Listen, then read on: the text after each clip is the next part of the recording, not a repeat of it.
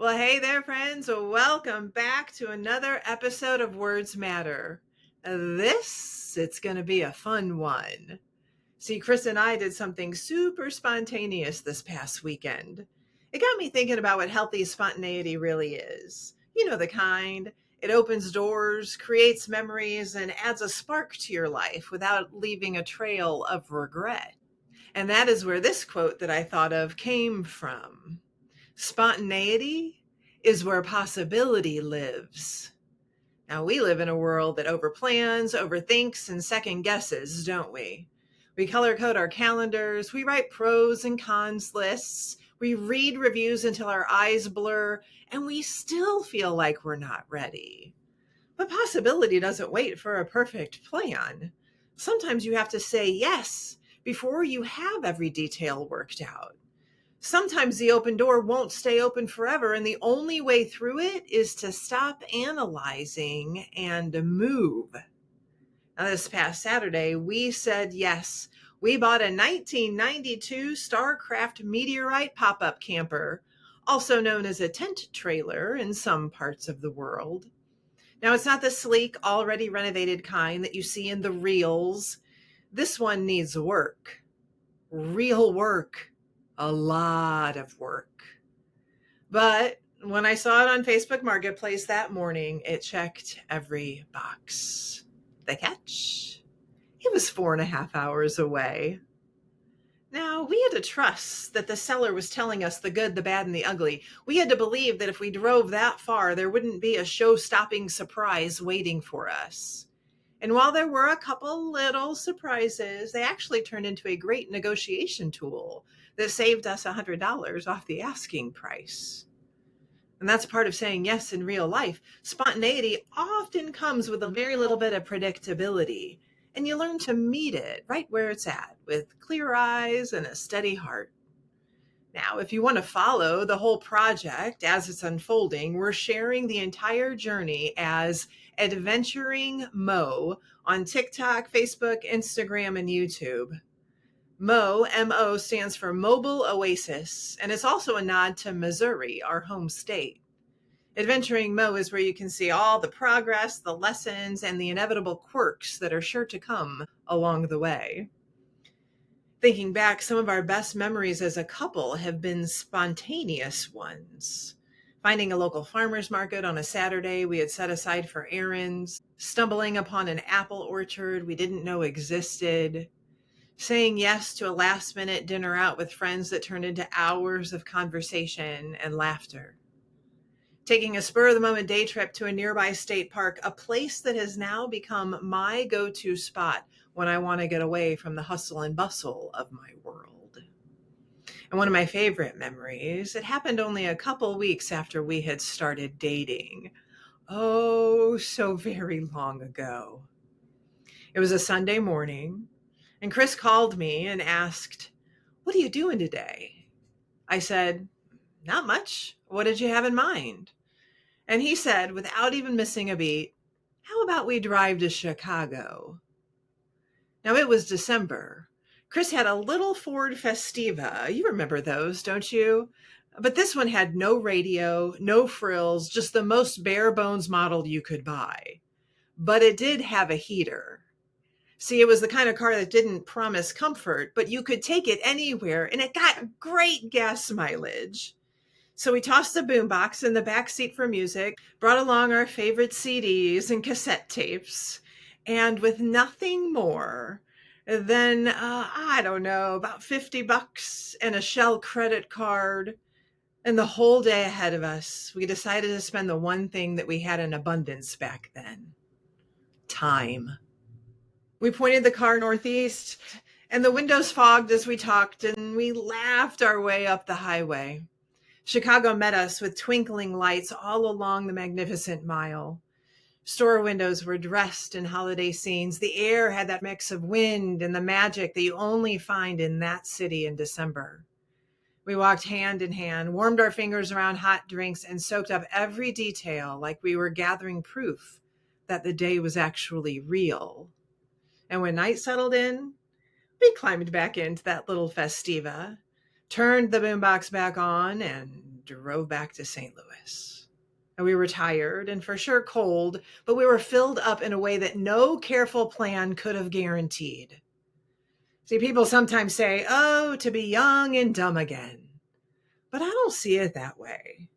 That one yes became a tradition. Every December for years, we returned to Chicago, first by car and later by train. I think it's actually one of the reasons we chose to get married in December, because that month already held so many of our best memories. See, spontaneity can do that. It can turn an ordinary day into a story you tell for years. It can become a thread that weaves through your life. But I want to name something that matters, because there's a big difference between being spontaneous and being irresponsible.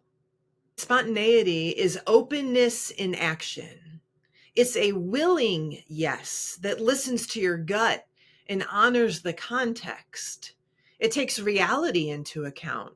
It doesn't need every step mapped out, but it does ask a few honest questions. What is true about my life right now? What would a first step look like? What responsibilities do I need to respect as I say yes? Now, irresponsibility ignores all of those questions. It hopes consequences won't apply this time. It pretends the cost isn't real. Healthy spontaneity is not denial dressed up as adventure. It's courage paired with wisdom. Overthinking is the enemy of that kind of courage. Overthinking takes, what if this works, and turns it into, what if everything goes wrong? It turns excitement into hesitation, and hesitation into missed opportunity. It can make fear sound like practicality. I've done it before. Maybe you have too. You feel a spark and then you stall. You research and then you wait. You tell yourself you'll act when you have more information or more time. And then the moment passes. The door closes. The possibility slips away. Now, at the core of spontaneity is being open to possibilities you didn't know you needed until they were right in front of you. Open to opportunities that might sit just outside your comfort zone. Open to different and out of the ordinary. Open to fun. Open to adventure. I believe we don't have enough adventure in our daily lives, friends. I'm not talking about wild or reckless, but simple, life-giving adventure. We get comfortable. We get predictable. And there's nothing wrong with stability, and there's a lot of good in steady routines. But when predictability hardens into autopilot, our worlds shrink. The edges of our lives get dull. We forget that wonder lives close by when we're open to it. Adventure doesn't require mountains or airplane tickets. It can be just as small as letting your curiosity change your route home. It can be trying a hobby you've thought about for years. It can be saying yes to an invitation you might normally turn down. It can be a pop-up camper that needs love and a little elbow grease, because you can already picture the starry nights and the early morning coffee and the silly missteps that will become the best stories. Now, if you want a simple filter for healthy spontaneity, try this. Check your gut. It's either tight and warning you, or it's bright and nudging you forward. Check reality. Name the costs, the time, and the energy, then choose one next right step. You don't need to know step 10 to take step 1. So here's my question for you. When was the last time you said yes without knowing exactly how it would work out? Not recklessly, not carelessly, but with that mix of excitement and healthy uncertainty that tells you you're alive and growing. I want to invite you to look for spontaneous opportunity this week and take it. Let it be simple. Let it be honest. Let it be yours. If it's a yes that feels life-giving, go. Here's what I've learned. Spontaneity isn't only about the thing you say yes to. It's about what opens after the yes. The memories you create, the confidence you build, the momentum you start, the life you get to live because you didn't wait until everything was figured out. So let me say it one more time. Spontaneity is where possibility lives. It's not just about the adventure. It's about saying yes to moments that will shape the story of your life. The things you'll remember when routine fades, the times you chose connections over convenience and curiosity over certainty. If you wait until everything makes sense, friends, you'll miss the things that could have mattered most. Be open, be willing, take the trip, buy the camper, follow the nudge, call the friend, drive to the water just to watch the sunset. Try the class, eat at the place that you've passed 100 times but never stopped to try before. Take the scenic route home just because you can. Pack a picnic lunch for no reason at all. Visit the museum you've been meaning to see for years. Say yes to the invitation that came up last minute. Camp in your backyard, dance in your kitchen, and wander through a small town festival you just found out about. And sleep under the stars. And remember, my spontaneous adventurers, the best parts of our life are not always the ones we plan. They are the ones that we have the courage to step into.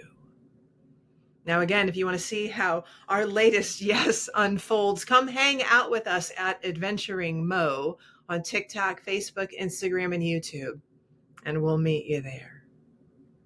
Friends, the words we see and read, the words we hear, and the words we say to ourselves and about what we're doing and how we're doing it, they all matter.